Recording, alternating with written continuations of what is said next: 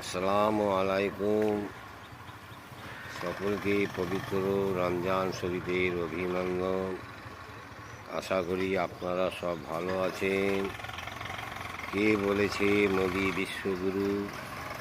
বিশ্বের অত্যন্ত অত্যাচারী, খনি, র্যাপিস্ট, সন্ত্রাসবাদী ট্রাম্প ও নেতানিয়াহুর পরম আত্মীয়। মিথ্যাকে অবলম্বন করে ট্রাম্প ও নেতানিয়াহু সারা বিশ্বে অশান্তি ছড়িয়ে দেওয়া, দেশে দেশে বিভিন্ন যুদ্ধ সৃষ্টি করে মানুষ খুন ও লুটে রাজ অর্থাৎ ডাকাত রাজ কায়েম করতে চায়। অনুরূপভাবে মোদি অ্যান্ড কোম্পানি সারা ভারতে লুট, খুন আর সন্ত্রাস সৃষ্টি করতে চায়।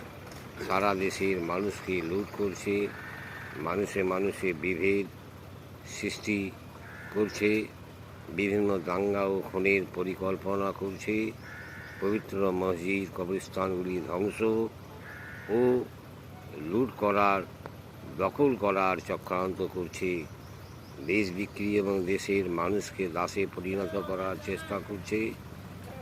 পবিত্র কোরআন, ইসলাম ও মুসলমানের বিরোধিতার মধ্য দিয়ে কেমন করে বিশ্বগুরু হয়?